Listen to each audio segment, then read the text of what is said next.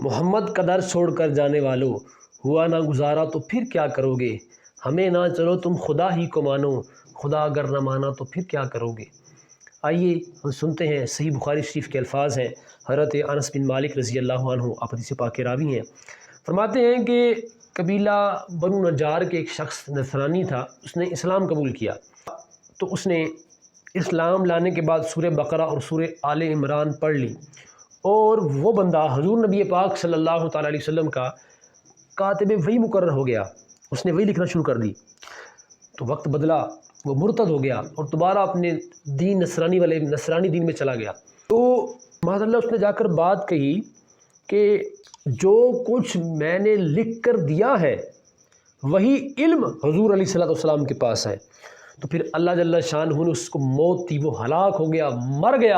مر گیا تو نصرانیوں نے قبر کھودی، قبر کھود کے اس کو دفنایا، چلے گئے، رات ہوئی، جب اگلے دن دیکھا تو اس نصرانی کی لاش، اس کا جسم بدبودار جو قبر سے باہر پڑا ہوا ہے، بڑے حیران ہوئے، کہا ہو نہ ہو یہ محمد اور اس کے صحاب کا کام ہو سکتا ہے۔ اس اب نصرانی میں جتنی طاقت تھی، جتنی قوت تھی، جتنی ان کی حیثیت تھی، جتنا ان پہ زور تھا، انہوں نے ٹھیک صحیح کھدائی کر کے، کہتے ہیں نا گہری قبر کر کے اس کو دفنا دیا۔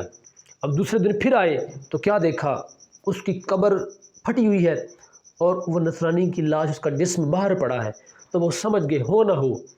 کچھ نہ کچھ چکر تو ہے۔ تو بخاری شریف میں ہے کہ فَأَلْقَوْهُ، ان لوگوں نے بھی اس کو باہر پھینک دیا سڑنے گلنے کے لیے، کہ اس کو جانور کھا جائیں، یہ گل سڑ جائے۔ یہاں پر سمجھانا یہ چاہ رہے ہیں، صحیح بخاری میں حضرت انس بن مالک رضی اللہ تعالیٰ عنہ، مفہوم یہ بنتا ہے کہ اگر تم حضور نبی پاک صلی اللہ تعالیٰ علیہ وسلم کے وفادار نہیں ہو، حضور سے عشق نہیں ہے، حضور سے وفا نہیں ہے، حضور سے تعلق نہیں ہے،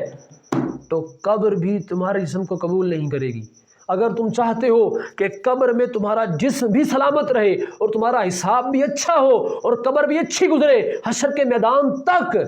تو تمہیں حضور نبی پاک علیہ السلام کے ساتھ وفا کرنی پڑے گی، حضور سے محبت کرنی پڑے گی، حضور سے عشق کرنا پڑے گا۔ قبر میں حضور نبی پاک صلی اللہ علیہ وسلم تشریف لائیں گے اور آپ ہی کرم فرمائیں گے، آپ کی سفارت سے، آپ کی شفاعت سے ہم جیسے گناہ گار بخش جائیں گے۔ تو بھائی جان، قبر بڑا مشکل مرحلہ ہے، بڑا کٹھن مرحلہ ہے،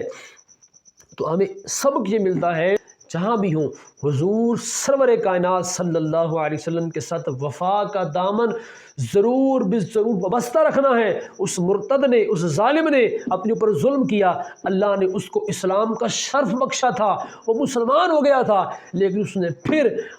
کفر میں جانا پسند کیا، تو اللہ کریم جل مجدہ الکریم نے اس کو ایسی سزا دی کہ اس کی قبر بھی اس کو قبول نہیں کر رہی۔ تو جناب والا گزارش ہے، عرض یہ ہے کہ آئیے یار، بڑے دن بیت گئے، بڑے دن گزر گئے، ہم اپنے پاک محمد صلی اللہ تعالی وسلم کے ساتھ وفا کریں، حضور سے عشق کریں، حضور سے پیار کریں، اتنا پیار کریں، اتنا پیار کریں جتنا صحابہ کرام رضی اللہ تعالی عنہم کر کے گئے ہیں۔ ہمیں ان کے واقعات پڑھنے چاہیے، ان کی کتابیں پڑھنی چاہیے، ان کی سیرت کا مطالعہ کرنا چاہیے کہ صحابہ کرام نے ایسے ہی نہیں حضور کے وضو کا پانی بھی پیا ہے، حضور علیہ السلام کا لعاب دہن بھی اپنے چہرے پہ ملا ہے، حضور نبی پاک صلی اللہ علیہ وسلم کے چہرے انور سے نکلنے والے بول مبارک کو بھی سیدہ پاک نے پیا ہے۔ ایسے ہی نہیں حضور سے ٹوٹ کر عشق کیا، جب انہوں نے ٹوٹ کے عشق کیا تو آج 1400 سال گزرنے کے بعد بھی ان کا ذکر خیر ہوتا ہے۔ کن کا؟ جنہوں نے حضور سرور کائنات صلی اللہ علیہ وسلم کے ساتھ ٹوٹ کر محبت کی۔ آئیے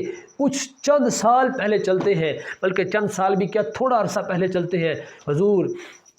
سیدی و سندی بابا خادم حسین رضوی رحمۃ اللہ تعالیٰ علیہ، کتنی پیاری ہستی ہے یار، کتنا پیارا مرد کلندر تھا، انہوں نے حضور کے ساتھ وفا کی۔ اگر آج بھی جائیں تو ڈیلی بیس پر ان کی قبر پر منو من پھول ڈالے جاتے ہیں، قرآن پڑھا جاتا ہے، درود پڑھا جاتا ہے ان کی قبر پہ کھڑے ہو کے ان کے سال ثواب کے لیے۔ کیوں؟ انہوں نے حضور رور کائنات صلی اللہ علیہ وسلم کے ساتھ محبت کا حق ادا کیا۔ ہم یہ تو نہیں کہہ سکتے کہ حق ادا کر دیا، لیکن انہوں نے ایسی محبت کی، ایسی محبت محبت کی، ہمیں محبت کر کے دکھایا بیلیو حضور سے محبت کرنی ہے تو سینہ چوڑا کر کے محبت کرنی ہے، آواز بلند کر کے محبت کرنی ہے، ڈر ڈر کے نہیں، پوچھ کے نہیں کرنی محبت، حضور سے محبت کرنی ہے تو تن من تھن ہر چیز حضور سرور کائنات صلی اللہ علیہ وسلم پہ وار دینی ہے۔ اللہ تعالی ہم سب کو مرتے دم تک حضور سے وفا کرنے کی توفیق عطا فرمائے اور ہمیں مرتے وقت کلمہ نصیب فرمائے، اور اللہ ہمیں اپنا ایمان سلامت لے جانے کی توفیق عطا فرمائے، آمین بجاہ نبی الامین وصلی اللہ علیہ وسلم۔